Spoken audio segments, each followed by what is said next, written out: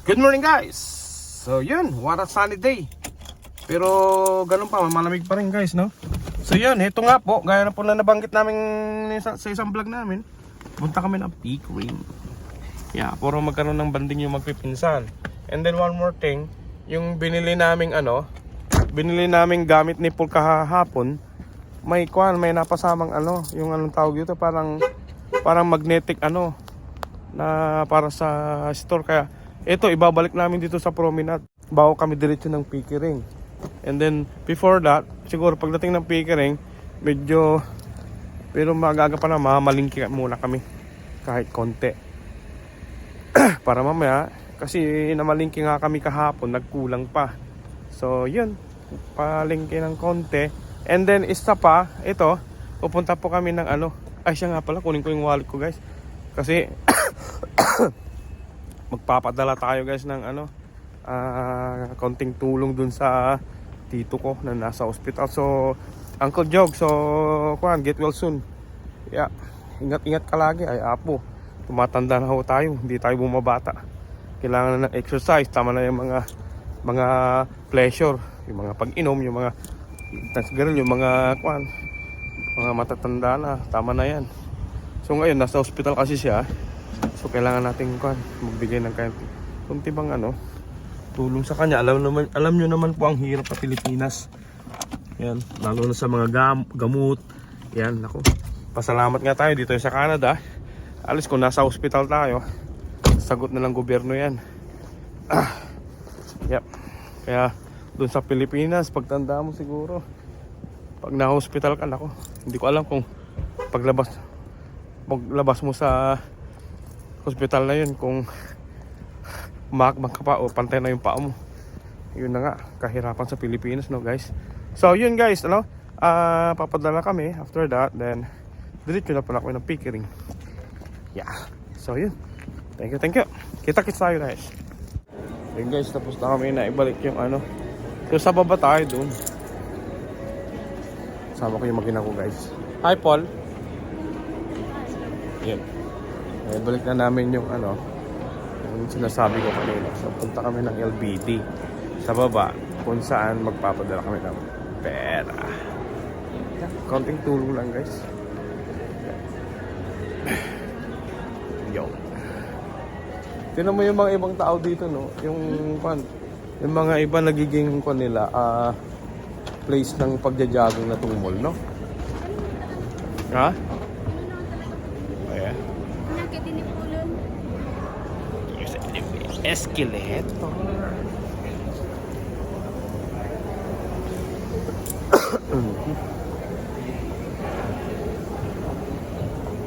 So yun, kita-kits tayo sa guys, padalahan LBD Express. Yan, saan ba yun? Doon, no? Ito guys, galing kami dito sa may LBD, sarado pa naman. Nakalagay dito Sunday nila 10 o'clock. Oh guys, sarado. Tingnan nyo naman ang schedule nila guys. Ayan, oh. So minsan talaga mga Pilipino wala sa oras, no? Oh wow. Yun, si Mrs. Grocery na lang kaunti, then diretso na kami ng Pickering. Wala rin lang pa naman yung padadalhan. Dito kami sa grocery guys. Yan, say hi. Hi guys. Hi guys. So guys, punta na kami ng Pickering. Unsuccessful yung natin, padala sa LBD. Yun nga, alas 10, tapos yung pala alas 11 na nga, wala pa, hindi pa buka. Pilipino talaga guys, no? So yun, kita-kits tayo sa daan, going to Pickering. Ito guys, karating lang namin dito sa Pickering. Ayan guys, snow pa rin. Ayun yung magina ko, ayun, dito na. Ayun, wala na namang kasama as usual. Naku, yan na naman tayo. Sliding daw. Tingnan natin pwede magawa ba, pati ata yung mga may-ari ng bahay wala rito.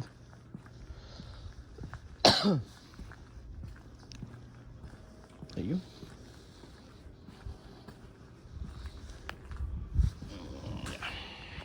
Dito na tayo sa bahay guys. Actually kumakain sila sa loob. Ito naman, i-check natin yung sasakyan ni auntie. Kasi nag-check natin yung change oil. Hindi na change oil to last week last month. Check natin yung taas ng oil niya, and then some of the tires. Yeah. Tignan natin. Yeah, tignan natin.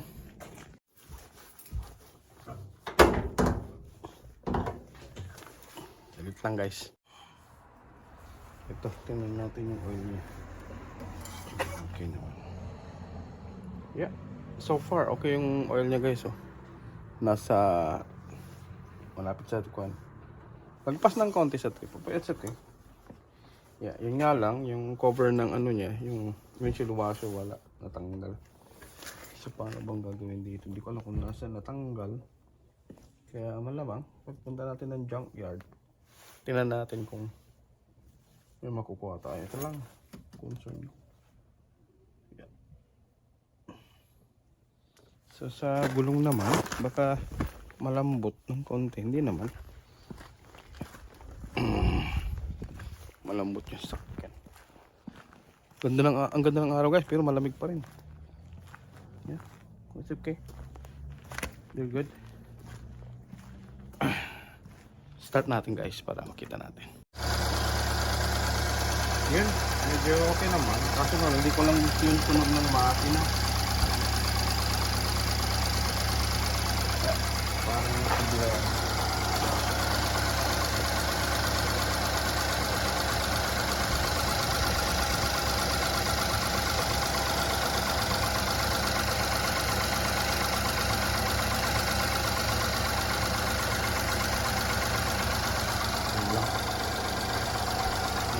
Yun guys, okay naman yung sakyan auntie. Nainitan lang natin para makita natin. Yeah. Saka kunin natin yung yung bibigay ko kay Jun para dun sa nabili naming kanya compressor. Ayun guys, wala. Yan yung compressor, kaso nga wala siyang hose. Hindi ko alam, tawagin ko si Jun para makita natin. So maalala nyo guys, ito yung ito yung hose na galing sa kumpanya na binigay. So tingnan natin dun sa compressor ni Jun kung maiano natin.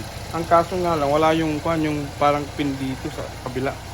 Siya natin ang bumili, and then i-drain natin yung gasolina nitong chainsaw para maipadala sa Pilipinas. Right? So i-drain ko muna yung gasolina kasi bawal pag inilagay mo sa package. Hindi pwede. Okay na guys. So wala naman ang gasolina. Pwede na ipadala. Okay na. Kasi balik ko na dun sa sakyan. Ayun yung sakyan ko guys. Ayun yung sakyan ko. Balik ko na lang. So okay na. And then ito, ligawan natin si Jun para bumili ng pin ng compressor. Ito guys yung compressor. So ito, okay naman na pala. Kahit ito okay na, wala yung pin. Dito na lang ilalagay. Tanggalin lang to. Ito ang tatanggalin. Tapos dito sa hose, ito naman ang ilalagay para matanggal ito. Yan, para ma-fix na. I-fix na lang dito kasi i-fix na lang dito kasi doon pwedeng may kabit na hose pa na isa. Yan, okay na pala. Ito na lang ikabit. Yep. Okay, pwede na. Yan.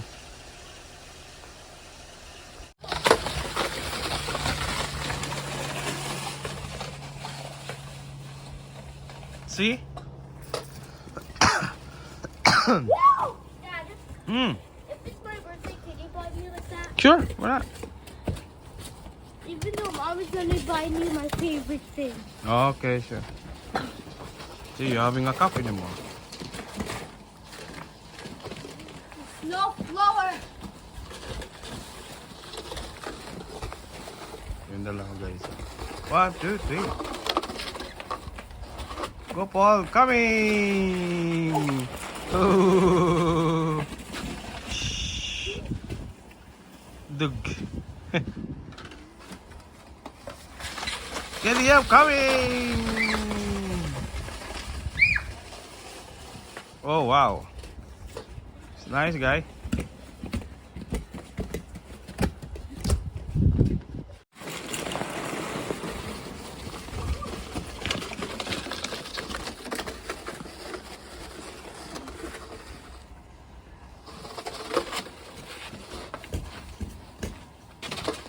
I'm gonna do something very funny. What is it? Look. Liam, look.